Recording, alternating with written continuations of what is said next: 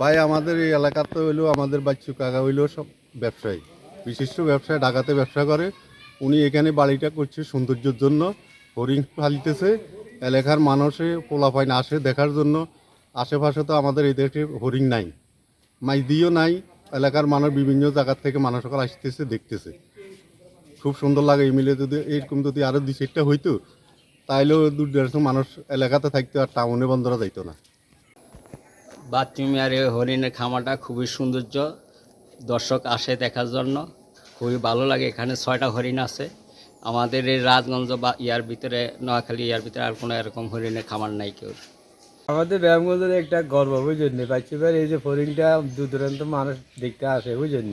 আগে আসলে 4টা, এখন এই 6টা ব্যায়ামগঞ্জের মধ্যে। এখন এইটাই হলো মেন। এই হরিংয়ের বাচ্চা মিয়া 4টা ফরিং আনছে, বুঝলেন?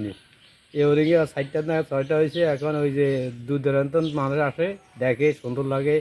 এই এলাকার ভিতরে আর অন্য কোনো জায়গা নাই। কলমি শাক লতাগুলো খায়, মলিশার শাক খায়, আবার বিভিন্ন গাছগুলা আনি দিলে হরিণগুলো খায়, আবার ভুসি, শোকলা, সোনা ইয়া।